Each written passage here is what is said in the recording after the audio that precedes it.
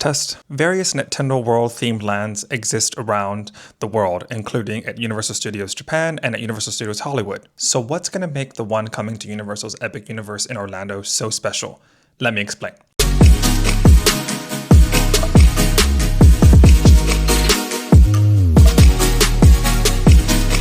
Hi, I'm Justin, the Disney World Dad, and yes, I also like Universal theme parks. This video is going to serve as a primer for the Super Nintendo World Land officially opening next month at Universal's Epic Universe, which is the 4th theme park for Universal in Orlando, Florida.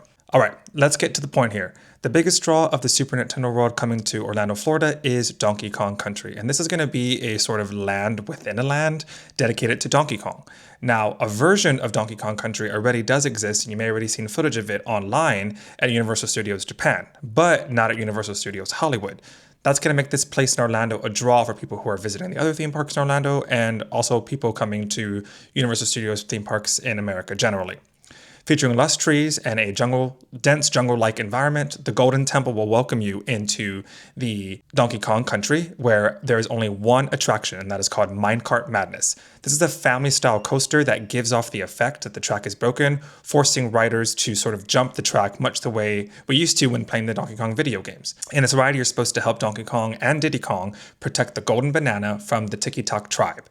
The height requirement is 40 inches, and this ride is not part of the Express Pass, so make sure you consider that when buying the Express Pass. This one seems to be really popular during the previews that are going on right now, and from what I've gathered online, it seems to be a little bit bumpy.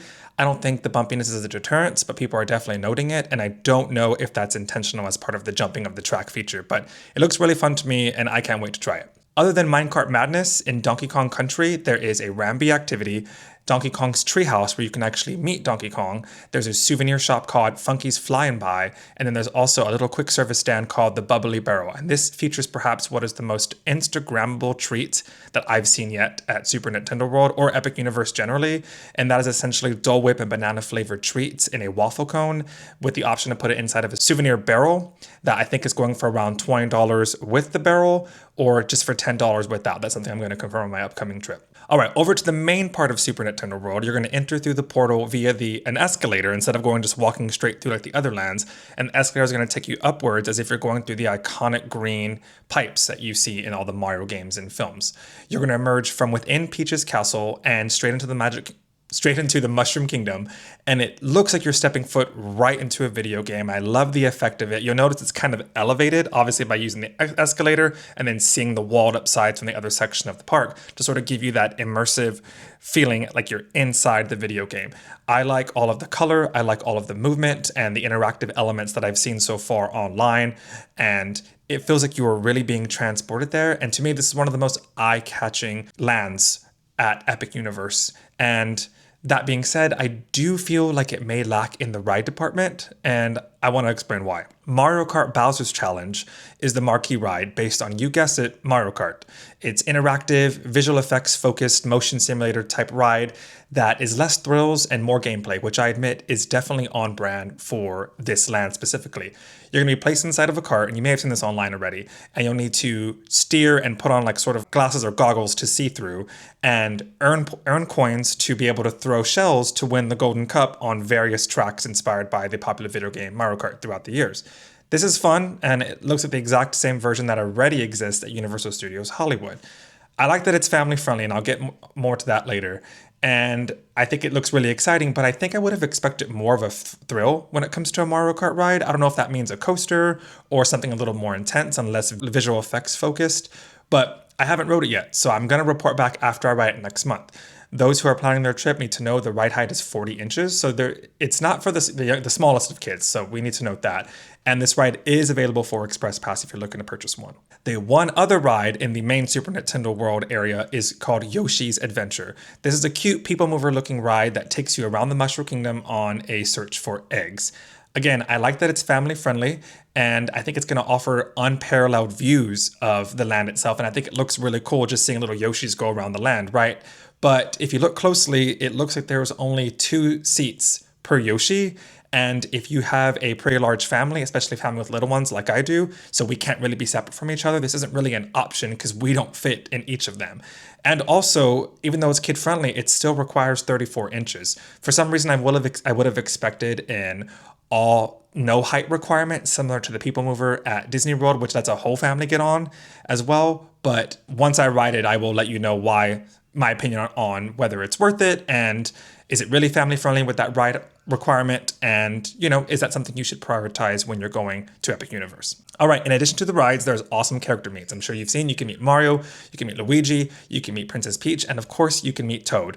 I would like to see a Bowser meet and greet, maybe even a Wario or Waluigi, maybe around Halloween time. I don't know, but for now, it's just the mains. For food, you can try Toadstool Cafe. This is a quick service option, highly themed to Toad, offering lots of themed treats. I saw a Mario burger, I saw a Luigi burger, there is a meatball themed to Bowser. Pretty heavy stuff for a theme park day, but it looks really cool. And there are also other quick service options for snacks, including Turbo Boost treats and then Yoshi's Snack Island. I haven't seen many people cover this one, but it is tucked away into Mount Beanpole and it offers fruit-themed beverages and juices, apparently because those are Yoshi's favorites. For shopping, you can go ahead and try 1UP Factory and Mario Motors. These are located inside Super Nintendo World and they look pretty big and offer all the Nintendo things you can need. But additionally, just outside Super Nintendo World, so technically in Celestial Park, which I'll cover in a separate video, there's Nintendo Superstar Store. This is a massive store, still all dedicated to Nintendo. So I think they expect a lot of things to be purchased for this land. So make sure to check that out too on your way out or on your way in.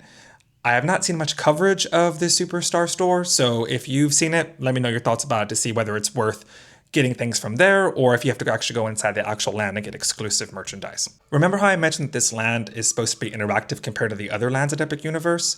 When you purchase what's called a power-up band at the theme park, and I think they're available at Super Nintendo World and at hotels and other places around Universal, but they're not available online for pre-order because I've looked to try to buy one for myself and I haven't been able to get one.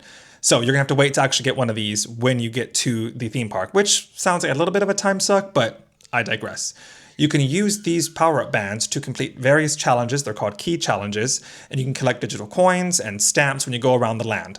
Think of these like the Magic Band at Disney World, but with much less vacation-focused functionality and more focus on interactive gameplay within one specific land. If you can hear my children screaming, I apologize in advance. This is the furthest I can get right now. Anyway, so dad life, dad creator life. Anyway, getting these power-up bands is not a requirement to get into the land or to participate in these games, but it's a requirement to actually track your points against other people, including in your party or people that are actually visiting the theme park, other people on the leaderboard within the app. I like the look of these magic bands. I want one just to have one. I'm excited. There are exclusive ones at Universal Orlando that are not at Universal Hollywood, basically some Donkey Kong ones that look really cool. That being said, I'm a very ride-focused theme park person and a details-focused person. I don't know if I'm going to prioritize doing this on my first few trips, but seeing everyone else sort of hit the power-up boxes and playing the games, it does look awesome. But from a strategy perspective, we'll see how much I actually do this on my trip coming up very soon. But anyway, I think it's a great feature to have that sets this land apart and makes it seem unique. So something to consider. All right, that is all you need to know about Super Nintendo World at Epic Universe.